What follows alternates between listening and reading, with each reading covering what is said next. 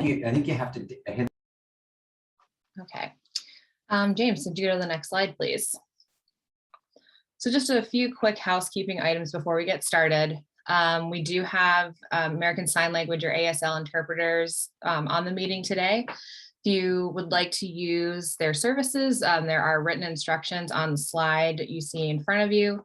Also, you can click the interpreter's video and select the More button, which is 3 dots next to it, and then select Pin Video, which will pin the interpreter's block to your screen along with any presentation being shared. So our interpreters this morning are Elle and Heather, and they will alternate service times approximately every 15 minutes, and Heather will start us off today. So just a few other items. We just ask that you remain muted during the presentation on your device if you're not speaking. If you dialed in by phone, you'll need to press *6 to mute, and we may mute participants throughout the meeting as necessary just to reduce feedback. Please feel free to use the chat function throughout the meeting at any time. We'll also ask that towards the end during our Q&A session that if you'd like to make a comment or ask a question that you use the raised hand function. And then finally, as I said, this meeting is being recorded, and a copy of the presentation as well as the recording will be made available on our project website. Next slide, please. So we have a big packed agenda, so I'm not going to have people do introductions, but if you could type your name and organization or just, relationship to South Hills Junction into the chat, that would be great, just so we get a sense of who all is here. We will be doing a presentation that will last about 40 minutes, and then we'll have plenty of time for discussion and questions, about 45 to 50 minutes. So it should be a really good discussion, I think. I'm going to now hand it off to David Huffaker, our Chief Development Officer, to make a few comments. Thank you, Maura. Good morning, everyone. As Maura said, I'm David Huffaker, and I'm the Chief Development Officer here at Port Authority. And I want to welcome you to this next in a series of public meetings we've had regarding the station area plan for South Hills Junction. This has been a long time coming. And we're very excited, and you're going to be seeing a lot of really exciting concepts for how this location can better integrate into the various communities that it intersects with in what's a very complex operational and community connection type location. I want to emphasize this morning that the concepts that you're going to see are representative concepts. They inform our station area plan. We anticipate that we'll be working with a developer of some kind in a joint development concept. And so the buildings that you'll see described here in the presentation today are representative of the types of buildings that would fit and could provide some exciting opportunities, as well as interact with some of the other communications or connections with the various neighborhoods. So I will stop there. I want to thank you all for participating. We really value your feedback, and we are looking forward to interactive discussion this morning. Thank you. Thanks, David. Next slide, please. So just want to give a brief overview of our program as well as just transit-oriented development in general. I know a lot of you have seen these before, but just want to make sure we're all oriented the same way. So the Transit-Oriented Communities program at the Port Authority, which is what I'm part of, plays several roles in encouraging TOD in Allegheny County. When we talk about TOD, we mean transit-oriented development, which is development that is dense, it's mixed use, it's walkable, and of course, it's close to high quality transit. This is a picture you're probably familiar with, the Glass House residences at Station Square, which is a great example of regional TOD. Next slide. So the Port Authority can play several roles in TOD. We can act as a sponsor for joint development projects built on our property or connected physically or functionally to a busway or light rail station. We can act as a stakeholder for any development that occurs within the zone of influence or half-mile radius of our current or future stations. And we can act as an advocate for sustainable land use decisions along all of the Pittsburgh region's transit corridors. Next slide. So the TOC program consists of several different areas, including our TOD guidelines. These are created to provide stakeholders with best practices for transit-oriented development. They're meant to guide planning decisions around transit and serve as a reference for best practices on design and zoning and other policies. TOD zoning, we worked with local municipalities as well as the organization Connect to produce resources for zoning best practices to encourage TOD. We have a first and last mile program, which provides support and advocacy for projects that help connect people to transit via other modes, such as biking and walking. We have our station improvement program, which is what this project is a part of. This is how we plan for upgrades to our current stations to provide ridership and transit access. And then, of course, joint development, which I just described in the previous slide. Next slide. So the TOD guidelines, these were created in 2016 as at kind of the beginning of this program. One of the things that they do is they classify our 69 fixed guideways, so busway and T stations, using 6 different station typologies, which are meant to characterize the station area by looking at the existing density and mix of uses surrounding the station and make suggestions about the scale of development that's appropriate in the area. So South Hills Junction is classified as a transit neighborhood station. And these station areas are characterized by moderate density, a mix of uses, pedestrian accessible, but travel times may be longer than the higher density station areas. And then it's recommended to plan for a diverse range of transportation modes here so people can reach low and mid density areas that are not within walking distance of the station. So those are the kind of high level recommendations that the TOD guidelines make for a station like South Hills Junction. Next slide. Our station improvement program, this is what the South Hills Junction Station Area Plan is part of. The goal of this program is to invest capital resources in our light rail and busway stations in order to help encourage TOD and improve the rider experience.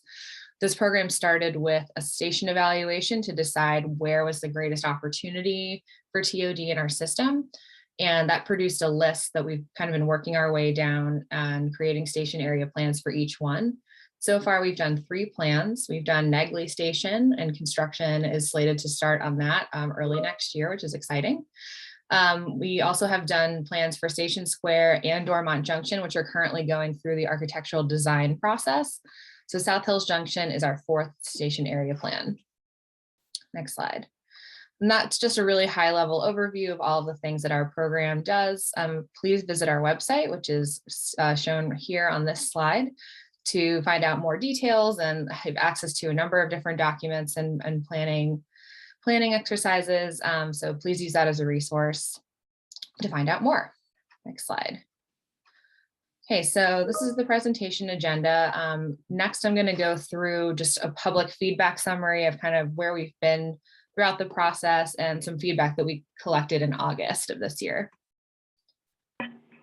Next slide. Okay, so this represents kind of an overview of the timeline of our planning process for South Hills Junction.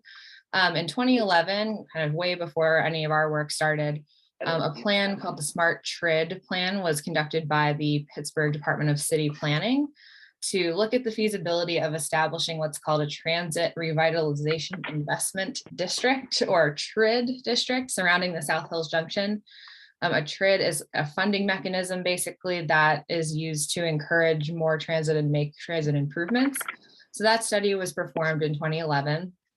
And building off of that, so next in 2016, we created the TOD guidelines, which I talked about. This kind of represents the beginning of the Port Authority's formal TOD, or Transit Oriented Communities program. And in 2021 of this year is when we started the station area planning process for South Hills Junction. We held our first series of public workshops, which I know a lot of you on this call were involved with. We collected feedback on the current conditions at the junction and heard ideas about how we could improve them. And then based on the feedback we received at that meeting, we developed 2 design concepts for the site. In August of 2021, we held 2 virtual and 1 in-person public workshops to gather feedback on the preferred design option between the 2. And then today at the end here, November 2021, this is the final round of public meetings where we will present the final design concept for the site for your review and feedback. Next slide. Next, I'm going to go into the public feedback summary. So this is showing some of the major comments that we received as part of our August series of public engagement. We used our interactive mapping tool and community online engagement tool called Social Pinpoint to collect feedback from people using 2 virtual maps, as well as an ideas wall, which is kind of a forum for people to post feedback and ideas. And I would, our biggest themes, definitely the number one thing we heard was just improving connectivity throughout the site as well as to the site. Especially people liked the pedestrian improvements we were proposing at Warrington and Haberman. We also got a lot of positive feedback on the pedestrian bridge connecting Mount Washington and Belts Hoover, which we'll see more details about later. We also heard about people wanting neighborhood amenities like streetscape improvements, as well as lighting, wayfinding, more plantings along the street. We heard about affordable housing and the need for affordable housing in this station area, especially in any residential development on our site. We also heard about the need for neighborhood serving retail. Overall, people overwhelmingly preferred scenario B, which included the pedestrian bridge, as well as a totally rebuilt station featuring a consolidated platform for bus and rail service. Next slide. So this just shows some of the breakdowns that you're able to do using Social Pinpoint. You can make, kind of word clouds about common themes. You can see access and affordable are 2 really big ones. You can also just see sort of how many people commented with how many different, within how many different topics. So that's just a helpful kind of way to summarize the data. And we'll also be using this tool again to get feedback on the final design. We'll be using the same website, and we'll drop a link into the chat later on in the meeting. And then this is finally a sampling of comments that we received on the ideas wall. So each comment corresponds to a topic area. And so we got a lot of great discussion and feedback in that ideas wall, which definitely informed our designs for today. We received a lot of great feedback and we incorporated it into what you'll see coming up shortly. And so now I'll hand it over to James from our project team to talk about the design. Thanks, Maura. Hello, everyone. It's good to talk to you this morning. We're excited to jump into the stationary master plan that we've developed for the concept for South Hills Junction. Jumping in, we wanted to kind of give you an overview as to what area we're actually looking at, as South Hills Junction is a large area, expands further beyond what we're focusing in. We're mainly looking at the area highlighted in blue here, just to help reorient. Who is this? Oh, Ruby and Steve, yeah. To reorient everyone, we just wanted to highlight some of the gateways into this. So focusing at the Chicane Avenue Harwood Way stair that brings you down to the station at this point. We highlighted the abandoned stair access from Parr and Albert Street Trail. The Lelia Street northwest pedestrian stair access bring you down to the station area a bit more directly, as well as the Jasper Street stair and how that brings you down as well. Looking at the West Warrington Avenue Southwest pedestrian access ramp, bringing you down from that area. It's the only ramp down into the station area itself as it exists today. And then the West Warrington South pedestrian stair coming from Montooth down to that area, and then just access from the intersection of Warrington Avenue and Haberman, providing access along the sidewalk that follows along the retaining wall there. Additionally, we would just want to review the existing conditions and what is taking place on site. So looking at the station area itself and the platforms as they are focused a little bit further to the west of the site. Centrally located, it's the bus loop turnaround, as well as some of the local bus stops. Looking at some possible areas of development, we have the rail tie laydown area that sits adjacent to Warrington Avenue. And then the Salt Dome, which is also a possible area of development located along Haberman near the intersection of Warrington. So now we'll jump into the master plan itself. So this is the overall master plan for South Hills Junction in the area that we're focusing in on. And through the feedback from the community from our previous 2 public workshops, as well as working alongside the authority staff and management, we were able to develop a conceptual plan for South Hills Junction that promotes safe, equitable, and functional enhancements for the future of the station area. At first glance, we can see how drastically different this plan is from the original station layout. Some of our main goals for future station development were to limit the amount of impervious surface or the paved areas, provide multiple new connections down to the station area to help access issues that are currently existing, better organize the rail tracks with embedding them within the roadways and green space, and find opportunities for future transit-oriented development. And then jumping into some of the details highlighted within this slide, those include reestablishing that 5% access walking trail from Albert Street down into the Harwood Way stair by utilizing an existing rail grade along the hillside there. The Harwood Way stair would need to be reconfigured at the bottom to allow for this connection and to ultimately improve that access point as well. It was also important to reestablish that Parr Street stair, which would directly connect to the Albert Street trail that we're proposing as well. Together, these 2 points of access were very important to the community of Mount Washington to help create an ease of access back to South Hills Junction Station. Continuing east along Mount Washington towards Haberman Avenue, it was also proposed to include a new ADA ramp from Sakane Avenue to Haberman. This connection would help those needing a ramp from the eastern side of Mount Washington to have quicker access to the station area, as well as the Allentown Business District along Warrington Avenue. Moving down into the station area, we moved the local bus stop from the existing bus loop near the control tower to the new loop further north within the site. So you can kind of see that centrally located still in the site there. And next, one of our more impactful access improvements comes with the concept of a pedestrian bridge spanning the valley from the base of Laelia Street to Warrington Avenue near the Montooth Stair. This bridge would not only promote an accessible connection between the communities of Mount Washington and Beltshoover, but it would also provide a new connection down into the valley using the control tower, which would include a public stair and elevator addition. Looking at the station platform improvements, it is proposed to combine those platforms of the light rail and South Busway. This would create an elongated platform, which would allow for a low platform shown in yellow and a high platform shown in blue. By connecting these two into one platform, the goal of making mode transfers or provide alternative transportation options more accessible and easier to maneuver is accomplished. Adjacent to the new platform and at the base of the new control tower is a centralized lower plaza. This plaza is meant to provide a comfortable, safe, and more open feel to the overall transit station, not only performing as a pass-through space for those accessing the station, but it also provides itself as an amenity to any possible future TOD in this lower level. Coming down into the lower plaza is an improved access ramp from the west of Warrington Avenue.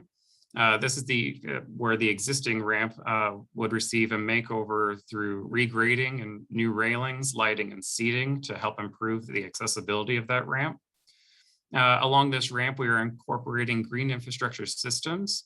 As discussed in our previous public workshops, this area has some drainage issues, which allows for the opportunity of a bioswale where the existing subway local platform exists today. Depicted here, we are showing a naturalized swale using vegetation, boulders, and riprap to allow for positive drainage to be filtered from the activities up along Warrington Avenue.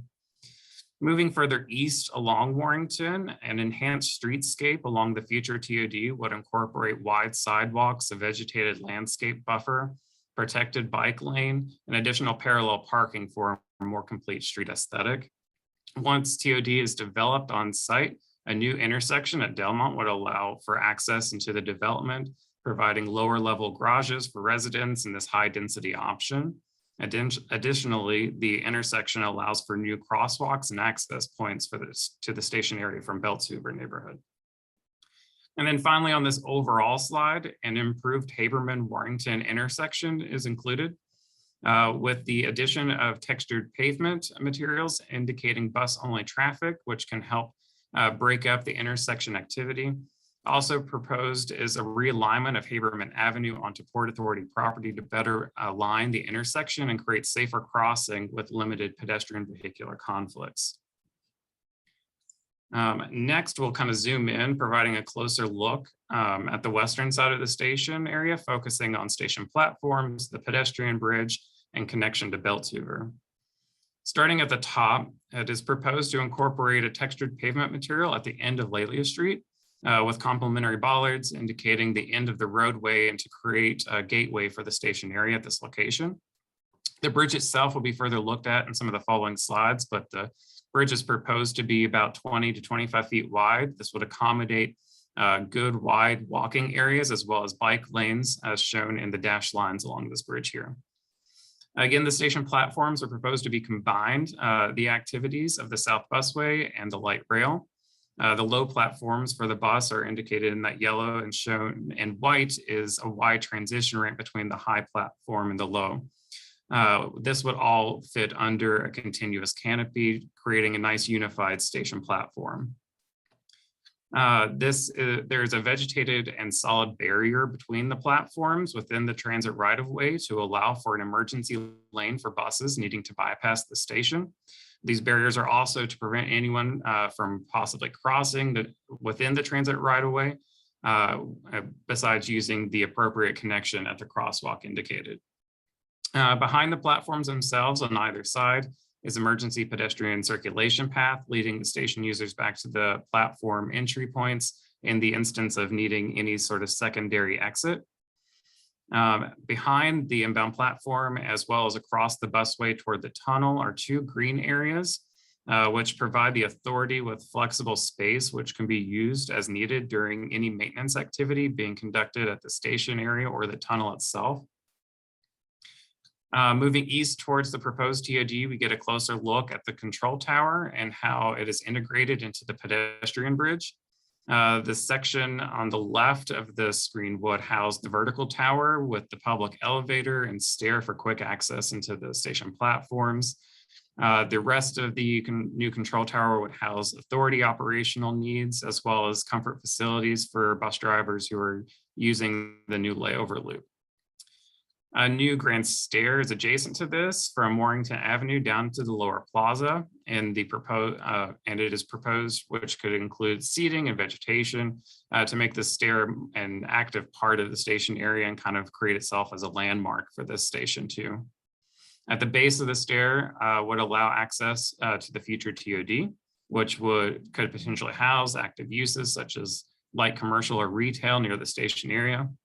This could also potentially allow for the TOD to incorporate maybe public restrooms for those that are using the station. So we just wanted to highlight that as a possibility as well here. Where the TOD is shown over the new local bus stop, where that's proposed, there's an overhang of the structure. So that's why it's kind of transparent in this location. Just showing how this would help shelter the new bus stop at the layover loop, as well as the sidewalk connecting back towards Haberman. Then looking at Warrington Avenue, it is proposed to consolidate the local bus stops at this location with proper bus shelters and provide safer crossings at Montooth Stair. Then lastly, on this slide, we can again see how the proposed streetscape has the potential to incorporate wide sidewalks with that vegetated buffer, a protected bike lane, which could also be used to have quick access to the pedestrian bridge, making that easy connection over to Mount Washington. And we've also indicated some designated parallel parking spaces for those dropping transit users off at the station area so that they would have quick access down to the platforms themselves. Next, focusing in on the east, we will review the TOD opportunities and the improved Haberman-Warrington intersection. Within this concept, we wanted to look at a variety of possible uses for the transit-oriented development. This possible scenario shows a mix of densities, with the larger parcels along Warrington Avenue being high density of about 4 to 5 stories tall. Again, just conceptually looking at this with subsurface parking included and shown in the dashed black lines here. While on parcel A, which is where the salt dome shed or the salt shed exists today, we are showing the possible use of townhomes and how low density development could look in the area. The authority will work with developers in the future as development opportunities arise. And then to promote future development along Warrington Avenue, the active streetscape will continue to enhance the intersection at Haberman as well. Here you can see how the realignment of Haberman onto Port Authority property can provide a safer crossing. at this location with new crosswalk striping, a pedestrian safety island, which ultimately reduces the amount of time pedestrians comes in conflict with vehicles. The intersection will be completed with ADA compliant features. And once TOD is developed, a separate traffic study is recommended to develop if a traffic signal is warranted at this crossing, which would complete the overall enhancements to this intersection. And that kind of concludes looking at the overall master plan. I'm going to pass the presentation over to Elijah, who will kind of dive into what some of the architectural facilities will look like on site. Thank you, James, and good morning, everybody. Thank you for joining us this morning. James, why don't you go ahead and advance to the next slide? So I'm going to start start with the station area, but essentially taking some of the things that you saw in the overall plan into 3D. So looking at the station design, one thing that James pointed out is that the station itself would be reconfigured, and that reconfiguring helps our planning team and the Port Authority to address a couple of problems simultaneously.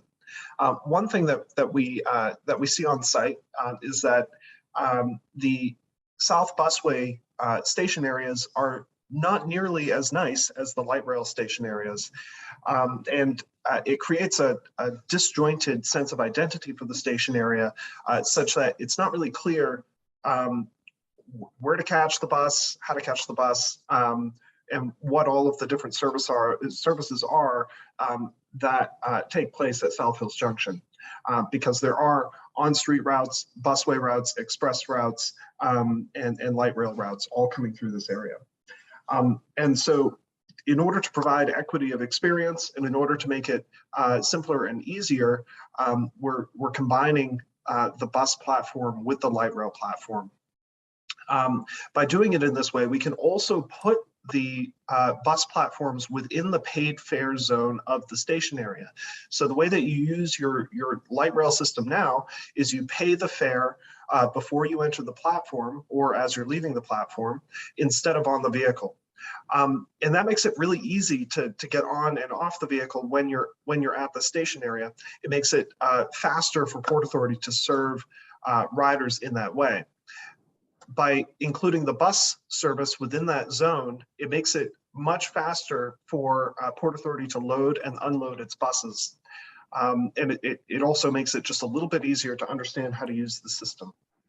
So the design here is in alignment with Port Authority's new station design guidelines. This is the third station that is being designed according to those guidelines. The first two are Station Square and Dormont Junction, which are currently in the process of architectural design.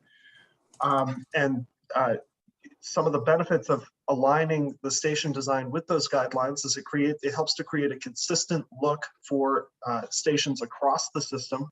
It also makes it easier for Port Authority to maintain. One thing that you'll notice about the station design guidelines, and it's hard to see in these graphics, but you'll see it as the design proceeds and as it's being addressed at Station Square and Dormont Junction, is a lot of the issues at the existing stations are being solved. One of those issues being that when metal is embedded directly into the pavement, it's exposed to salt, and that's where you see a lot of rusting on our existing station areas. The new station design guidelines and the designs that are being advanced at this location will raise any of those metal pieces up off the ground onto a concrete curb or address that detail in some other way to prevent that rust from taking place. So it makes the stations more resilient and more maintainable in the long term. A lot of the features that we have in our current light rail platform are being included here. We have windscreens, we have benches, we'll have a lot of the same amenities on the platform. One thing that you'll notice here is that the overall shelter canopy runs the full length of the platform instead of just a portion of the platform. So that's an additional feature. And we also have a secondary egress pathway for both the inbound and outbound light rail platforms. That's something that doesn't currently exist in the current configuration. James, why don't you advance to the next slide? And here's just a view from the other direction. So here, the outbound platform is in the foreground, the inbound platform is in the background, and you get a sense of the overall scale of these. As James addressed, the overall design here, the configuration here is a little bit different, and it helps to simplify and provide flexibility to Port Authority's operations at this location. So that center lane is a space that is, we're setting the platforms at a distance apart such that that center lane can be reconfigured over the coming years without disrupting service at this station area. And that reconfiguring gives Port Authority system-wide flexibility. And so that could include, a reversible bypass lane as shown here. It could include 2 lanes in either direction. It could include space for construction staging. It could even include potentially temporary platforms if detour service is needed in order to support projects elsewhere in the system. So go ahead and advance to the next slide. Here's approximately what that looks like in section. As Mr. Huffaker noted early on in the presentation, these designs are going to continue to advance with each iteration of the design process. Additional problems are being solved and resolved. But this is, approximately what we're looking at with that station area. So the actual distances may change here in order to make sure that we have the space we need in the center to make this a really flexible asset within Port Authority's overall system. Go ahead to the next slide. And again, this is the general idea of the platform design in section and elevation. This is in alignment with the station design guidelines. And so this station will look and feel similar to the other new stations that are being renovated, which are, again, Station Square and Dormont Junction. Go ahead to the next slide. So I'm going to start zooming out here just a little bit. So here's that new station area in the context of the new pedestrian bridge. So that's Mount Washington up into the background, Belts Hoover in the foreground, that bridge making the connection between those two communities, connecting Lelia Street over to Warrington Avenue. That bridge is designed to, span the entire junction as it is today, to ensure that we have, unimpeded or minimally impeded operations through this site, and to provide the Port Authority with flexibility down the road to reconfigure that space according to this plan or according to future plans. So that span is approximately 180 feet in length. It provides that connectivity between the two neighborhoods for both pedestrians and cyclists. So we're looking at a width that supports multimodal use, non-motorized multimodal use, and it would be covered to protect it from wind and rain and snow and things like that. So it wouldn't necessarily, because it would be covered, it wouldn't necessarily need to be salted. So we're hoping that it will be maintainable in the long term. That bridge connects Mount Washington to the elevator and stair tower on the Belts Hoover side, so that both communities can have an elevator down into the valley. If you're familiar with the site, you know that the valley is very deep. The stairs are very steep, and that presents access issues. And so by adding this new elevator and stair tower connected to that bridge, it allows for both communities to have good quality access, safe and accessible access into the site. So zooming out just a little bit more. So now we're seeing the whole site. So South Hills Junction Station is off to the left in this image. You can see the South Hills Junction Bridge connecting Belts Hoover and Mount Washington. And a lot of this space that is on Port Authority's property, as James mentioned, is currently maintenance space, right? So we have a salt shed on this site, which is where Port Authority stores its road salt. And we have a rail laydown area on site. These are not necessarily the highest and best uses for a location that is very well located regionally for housing or for other development, especially considering that there's a high quality transit station right here. And so we've identified 3 sites for potential development, sites A, B, and C, A off to the right, B in the middle, C off to the left. And we're envisioning what is possible in terms of size, shape, and configuration. Actual building design will take place when the site is ready for development, and there will be a focused and inclusive design process at that time. But just for a point of reference about what could be possible here, Site A could be a townhome scale development with on-site parking that would be accessed from Haberman Street. Site B would be a mid-density residential building, possibly, with parking underneath. And this is a location where there could be public-facing amenities on the first floor along Warrington Avenue to help to activate Warrington Avenue and create another location along Warrington Avenue's business district.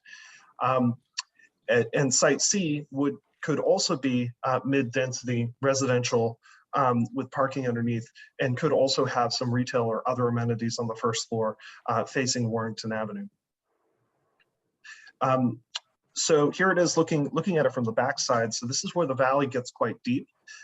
And so the height of these buildings is taller on this side because they're facing that deep valley.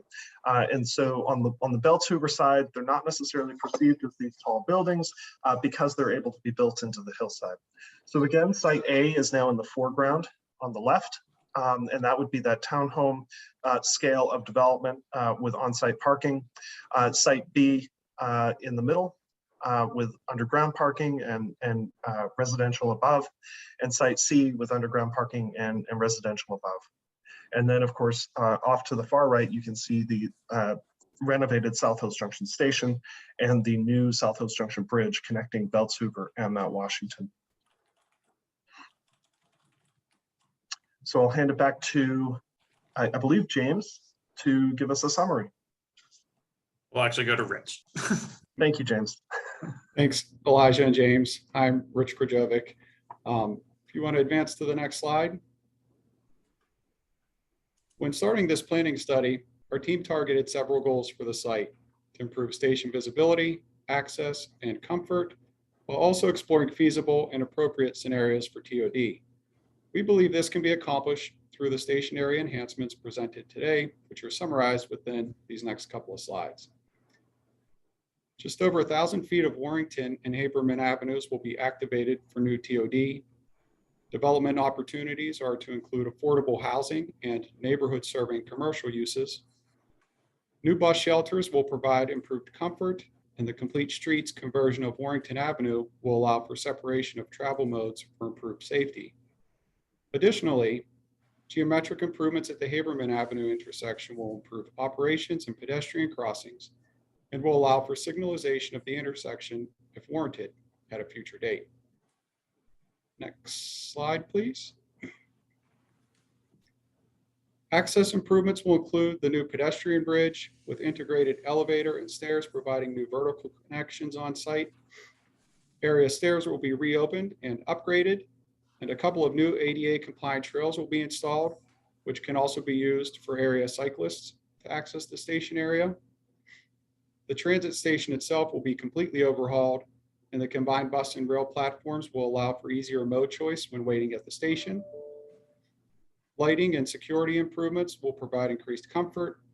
Wayfinding signage will keep riders more informed about traveling through the station area, and green infrastructure will replace areas of expansive concrete to improve aesthetics while maintaining proper drainage within the valley.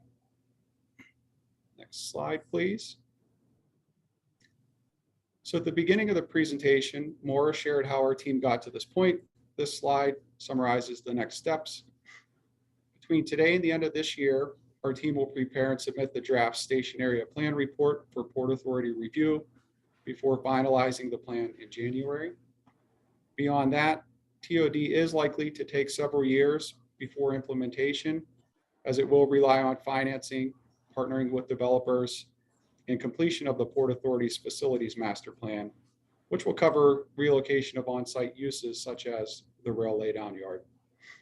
In the interim, though, the Port Authority is undertaking station area improvements through their M-Loop State of Good Repair project, which will upgrade and repair lighting, sidewalks, crossings, and other features to provide for improved station area access and use. So with that, I will pass it back to Maura for the Q&A session. Thanks, Rich. Okay, well, that completes the formal kind of presentation part of the meeting. So now I'd like to open it up for any questions or comments that any of the meeting participants wanted to start off with.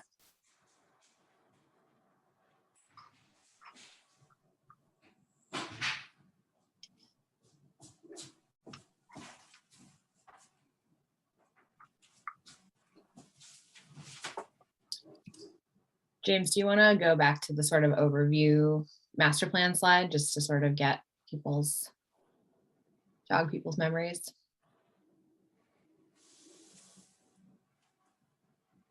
Thank you. Yeah, of course.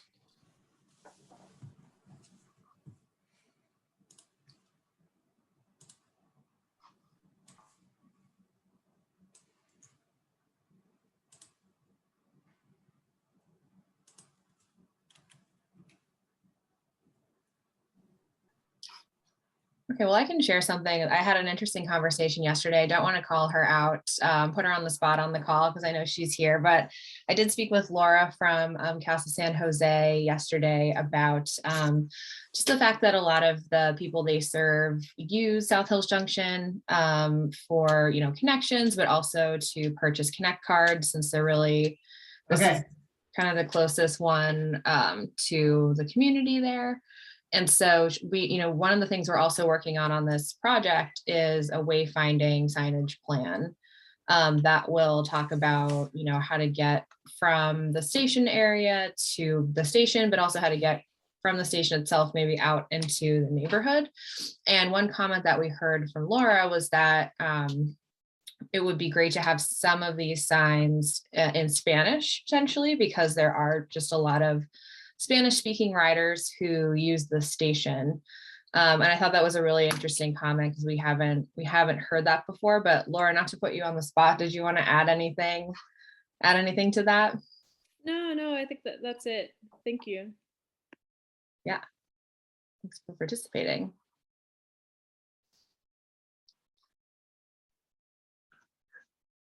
Mara, I have a question Sure. just about the implementation process and timeline. I mean, I know it was briefly, touched on in the last slide, but a lot of that seems like it's kind of a plan waiting for other plans. So is there anything that we can, convey community-wise, about a timeline for any actual capital improvements taking place, or if not, is there advocacy needed to get that ball rolling? If you could share more about that, that'd be appreciated. Yeah, no, that's a really good question. And one thing I will definitely share is that in the sort of near future, there are actually some capital kind of state of good repair improvements planned for South Hills Junction. My understanding is that it could take place, I believe, within the next year or so, but it's actually making improvements to the ADA access that's currently there. So rebuilding the ramp, improving the sidewalks, repaving the sidewalks, improving some of the signage on site. So some of the really kind of difficult immediate access issues are going to be addressed in the near term, which is really good news. But as far as the kind of TOD portions of the site, especially the TOD portions of the site definitely do depend on this facilities master plan. The station area itself, not so much. The actual platforms and that portion doesn't really depend as much on the facilities master plan. But the 3 TOD parcels do, just because those are already existing, operational facilities. And so the facilities master plan was one of the kind of higher priority or nearer term suggestions that came out of the long range plan next Pittsburgh, which was, anywhere between 1 and 5 years that could happen. So we need to be able to find a place for, the salt shed, and, the rail tie storage area before we can actually sort of partner with the developer to start looking at development on site. But I would say that I think the station area funding would probably be separate from that. Like, we would want to pursue the platforms and that portion of it, regardless of the timeline of the TOD. I mean, not only because we want to commit to making those improvements to our service, but also as an incentive for any kind of development partnership, to say that we're serious about making improvements here. So as far as advocacy goes, I'm not really sure quite what the answer to that is, but we can kind of huddle together and maybe think about that in the coming months, if that makes sense. And Maura, if I can just add a little bit to that too. Yeah, please. Everyone, this is Amy Silverman. I'm the Director of Planning here at Port Authority. So, I think Maura said all the right things here. We're sort of approaching this project as this one giant project, but we can phase this project into pieces. And so I think probably the most imminent potential advocacy piece that's important for us all to keep in mind is when we start to get a better idea of cost for the various pieces of this project. That's usually when it's a great time for us to start looking at grants. So we have a federal government that's pretty supportive of pushing out new grants. We're continuing to see new infrastructure legislation happening day by day right now. So I think we're feeling pretty optimistic about a project like this, targeting one or more of those grant opportunities over the next year or so, with having a cost estimate, having a conceptual design that came from the community and that the community feels invested in, and thinking about doing that station piece first. And so then, of course, anytime we're talking about grant applications, letters of support, and community buy-in are always a really critical component there.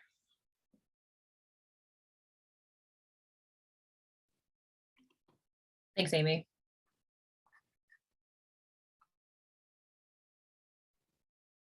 Aaron, any other questions, anything else?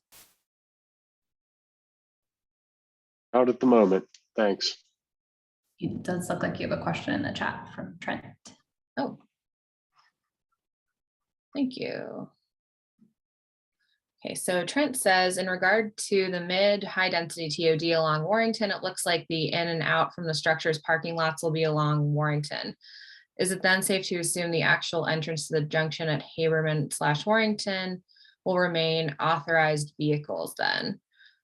Yes, for actual vehicles, that will not be kind of an accessible thing for just the general public. We would direct people to enter into the parking facilities or, for those bigger projects along Warrington through that newly created intersection, just because we don't want to open up kind of our busway and right of way to general public. There's just a lot of safety issues and concerns that come along with that. So it's meant to be accessed by the public from Warrington. However, pedestrians and cyclists can access the site through Haberman and Warrington.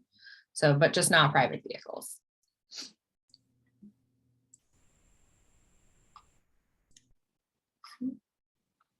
Hey, Maura and Aaron, I kind of want to add to that response. There are a few City of Pittsburgh initiatives near the station area that will also be looking to cooperate with the city. For instance, their Bike Plus master plan does show Warrington Avenue to have some future bicycle improvements along the corridor. And we are showing the improved crossing at Bogston Avenue. That's something the City of Pittsburgh is currently moving forward with to put a safer crossing in at that area, as well as some improvements to the Haberman Avenue corridor north of the site. So there are some other initiatives by others that we could be advocates for and help push those through, which will in turn help development at this site.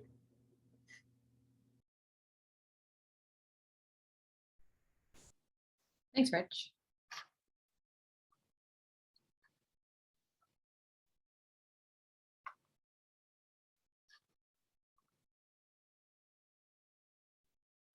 Anybody else have any feedback, questions, comments? Yes, I'm guessing that's Dan from PPT. Yep. Yeah. thank you for giving the presentation. It looks really impressive. Especially the lengths that y'all have gone to improve the access to and through the site. It's really, pretty awesome to look at. And so I was just like first wondering, could you just do another loop of the site and just recount sort of what the different access points are going to be? And then, secondly, my question was about establishing a TRID and whether that is in your plans, whether that would if that's in your plans, and if it is, how would that happen? Well, we can take the TRID question first, and then I'll ask James to go through the access points. So our plan did not look at a TRID. It didn't look at the feasibility of a TRID at this area. There was a TRID study done in 2011 by the city. At the time, it was found to be not feasible to create a TRID district with, South Hills Junction at the center. While the TRID study wasn't part of this project, we kind of suspect that the market conditions have changed a bit here since 2011. And, seems like it warrants future study for sure, but we definitely did not look at that in this plan and are not sort of including that as a recommendation at this point. But that doesn't mean we couldn't look at the feasibility of doing it in the future. Amy, did you want to add anything to that, or? No, I think that's a fair summary. It seems like this area may not have quite the sort of expansive potential that we've seen in other areas where TRID has either occurred or is showing more promise to potentially occur. But I agree with Maura. It probably deserves a bit more discussion with our partners at the city on sort of at what point and if we should look at that a bit further here. One thing to note is that Port Authority is the owner of this land and would either be selling or leasing the land to a potential developer. And so the feedback loop between development activity and investment in infrastructure can be direct without necessarily creating a TRID. That's a great point, Elijah. For those who aren't familiar with a transit revitalization investment district, it is created to allow the incremental additional tax to pay for transportation improvements. Since we own this property, per Elijah's point, all of the income that would come from us doing joint development on our property would already fund the transportation system. So great point. I'll go ahead and trace out some of these additional access points that we're highlighting. So if you can see my cursor, that might be of a bit of benefit, but we are talking about the Albert Street connection. So there's an existing rail grade that comes down the hillside here that we're looking to establish an active trail coming down and connecting to the Harwood Way stair. The stair would need to be regraded at the bottom and re-enhanced to allow for this connection to be made. And then that would also just clean up this stair access, as we currently have some uneven treads going through there. So we were making that recommendation for that to be enhanced as well. Moving further over here, we are talking about adding an ADA ramp to connect from Sicane down to Haberman. So that would allow for that connection on the eastern side of Mount Washington down to Haberman to get access to the station area or further east along Warrington. Again, bringing back that Parr Street stair. So all that is kind of already cut through. So we're just looking to reestablish and rebuild those stairs to make them accessible again and open that back up so that you can then see access through the crosswalks and maneuvering through the station area itself. We do have the newer stairs at Layla Street here, and then we would also be recommending some upgrades to the Jasper Street stair just to incorporate those and make them a bit more friendly and comfortable to come down. So those will be improved.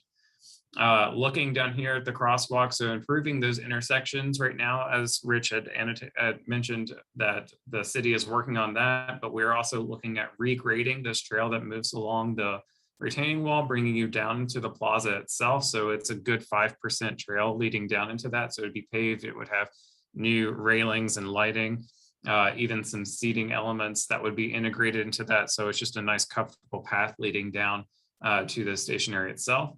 The obvious bridge being the largest access component. So connecting those two neighborhoods, maneuvers through here, bridging over the valley itself. This section of the new control tower is what we're discussing for the vertical movement. So that would house the staircase as well as the public elevator. So that gives you a quick, easy access down to the station area itself. The rest of it would underneath the bridge, as well as expanding over here. That is the remainder of that control tower. So that is fully integrated into that bridge connection. We are looking at enhancing the crosswalk as well as adding the bus shelters at the bottom of the Montour stair, and then also incorporating that monument stair leading down to that lower plaza. So just kind of creating its own sense of space and leading you directly down into that lower plaza, which could then be activated down here maybe by some the TOD that would function at this lower level. And then we do have new crosswalks at the incorporation of the Delmont Avenue intersection. So making sure that that's completely user-friendly when crossing. So that gives, again, that additional crossing point over Warrington. And then a lot of the enhancements at Haberman. So actually pushing this over into the Port Authority property to better realign Haberman crossing over Warrington, and then indicating where pedestrians actually cross is a big improvement. Just noting right now, the only painted or striped crosswalk crossing over Warrington is actually at the bottom of the Montour stair. So we're incorporating, well, the city's already planning on it, but incorporating a crossing over here at Bogston Avenue. Just completing this one a bit more, making it a bit more user-friendly at the bottom of Montour, adding Delmont, and then doing a complete imagining the Haberman intersection as well, leading down into that, which would use the existing sidewalks as we have here, as well as some new sidewalk connections along the TOD in the future as well.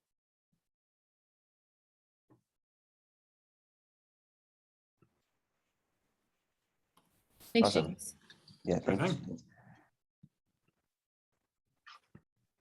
Can I ask another question? Yeah, go for it. I know that you mentioned that the consolidations of bus stops in this area right by the bridge. I'm a little unfamiliar with what exactly, where are the current stops that would be consolidated into that one location?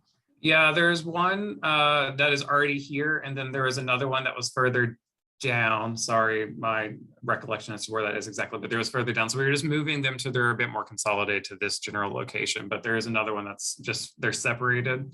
And that might actually be an inverse of what I'm pointing out, but we're just moving those to there. They're just two stops that are pretty close together, but we just wanted to put them at that crosswalk intersection that we're having.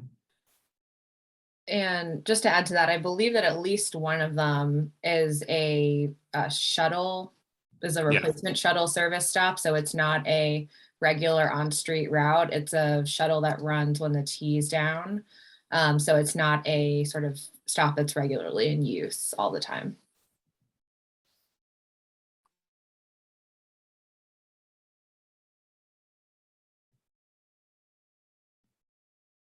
Okay, a lot of positive comments in the chat. Thanks, everybody. Okay, we have something from Dave Totten. TRID might still be a good idea as the development gets closer, but it's not necessary to start these improvements. Where it might be handy would be for the city/neighborhoods to focus the new revenue on other stuff to make it more livable. So talking about, did you want to expand on that at all, Dave, or? Yeah, it's just, yeah, I mean, you don't need the TRID for the funding. I think that, especially with the new infrastructure bill, I think there's a million strategies to get this and just start going with it right away. The TRID's a whole process, but a TRID is also a process that could be led by the city or by the neighborhoods, like what's happening on the North Shore, where the neighborhoods are trying to take advantage of new development. And if that, I mean, it's a way of focusing the tax revenue directly on the site. So if Port Authority is going to make this major investment to make this place, this station, a much better station, and if that's going to lead to new development on these two big parcels, probably on other parcels throughout the neighborhood as well, the neighborhood might want to keep that in their back pocket and be ready to to make a plan for how to make that work to your advantage. And that might be a way to fund some of the pieces that were talked about in the comments, like the affordable housing and things like that that could get out of Port Authority's wheelhouse, but are the things that are being called for here. So keep that in the back pocket and be ready to take that out when it starts to look like there might be development. Thanks, Dave. So we have another comment in the chat from Tao. I'm really happy with moving the bus stop next to the T. The separation was always uncomfortable and made me wonder if I was in the right spot. Yes, we heard that quite a bit from people at the beginning of the process. And that was kind of, yeah, the goal behind doing that was to allow, especially going inbound, you know, make it clear you could get on sort of either mode to get downtown, just make it really easy and streamlined. So I don't know if Tao, you wanted to add anything to that, but thank you for that comment. And we're definitely really excited about that idea. James or Elijah, did you want to talk about a little bit more sort of the difference in platforms, like heights there and kind of what we're talking about a little bit more? Just to the extent that we have that info. Yeah, sure. So I can jump in on that. So the bus platform, which would be closest to the sidewalk, closest to the crosswalk, that bus platform is at a typical curb height, right? Similar to what we have with all of our on-street stops and on the busway. So you're looking at a height of, you know, about 6 inches or so. And then the light rail platform, which would be just a little bit further away. So there would be a short ramp going up from the bus platform to the light rail platform on both sides. That's at a typical light rail platform height, which I'm not going to quote for you off the top of my head, but it's about, you know, 2.5 to 3.5 feet. It's within that range. And so it's accessed from a ramp. I believe the slope of the ramp is, I think we've designed in, and James, maybe you know, I think that's a 1 to 20. Yeah, it's an ADA ramp, so it'd be 833%, so 1 to 12. 1 to 12, okay. And so it'd have railings along those, so that's accessible. Yep. So by having the bus platforms closest to the crosswalk, it allows for that bus platform area to be at the same height as all of the other paving around on either side. And then as you get further away from that crosswalk, there would be a ramp up. Great, thank you. Yeah, this is a helpful graphic to kind of show. It would all be the same thing, but still both accessible, because as we know, both the bus and light rail are accessible at different heights. So it was a fun challenge to figure out how to put them all together while also making sure that people of all abilities can access both modes. So this is a helpful graphic for that.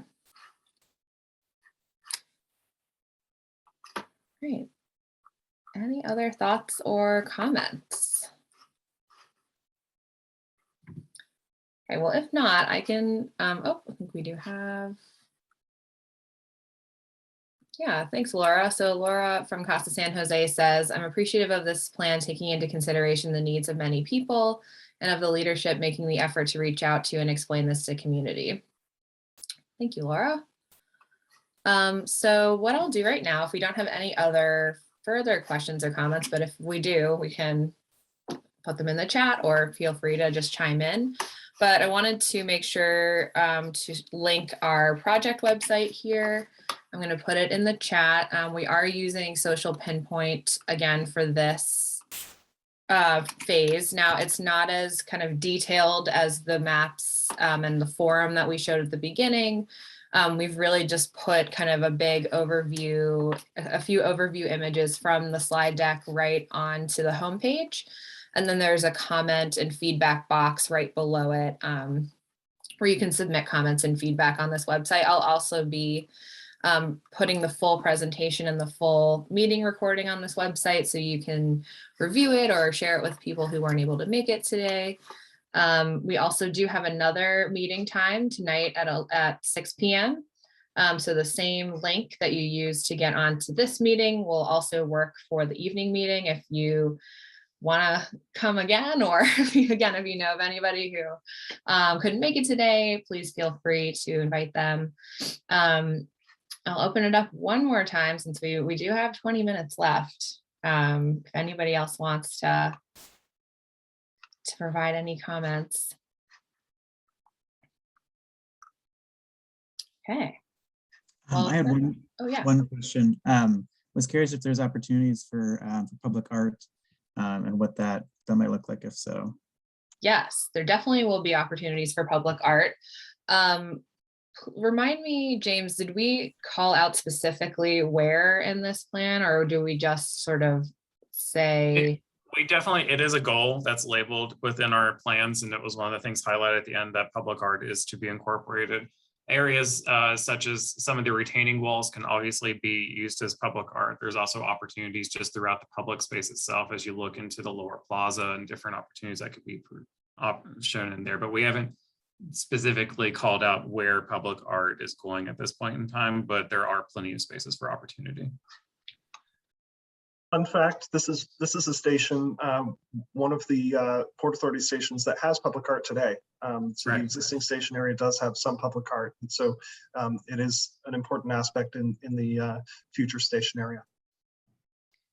And we, at the beginning of, or earlier this year, the Port Authority adopted a public art policy, which is something we never had before. So we have now sort of an official policy on how we acquire art and how we kind of make decisions around art, public art. So we're now working to try to implement that and create a process to make sure that we're incorporating public art in the design process of all of these types of projects. So the next kind of phase in design will be more detailed, it'll be more architectural drawings. And at that point, we'll, start thinking more specifically about where it makes sense to integrate public art into the design. Thank you. Thanks so much for the presentation. Yeah, thanks.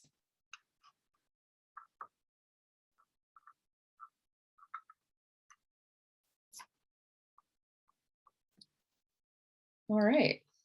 Well, with that, please feel free to leave any comments on the website. As I mentioned earlier, I just dropped it in the chat link. Most of you should have my email address. So please feel free to email me if you have any questions at any time. Otherwise, thank you so much for participating, and I hope you have a great rest of your day.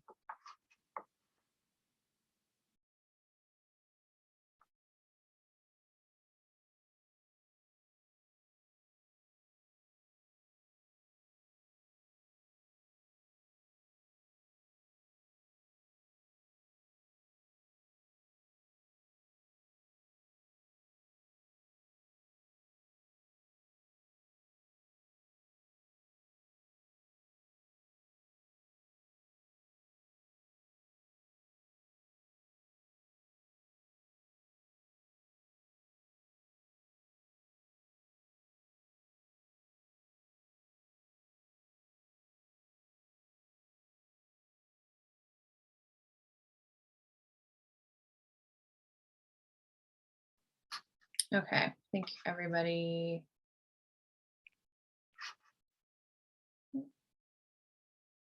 Bye. Thank you, Heather. Thanks, Al.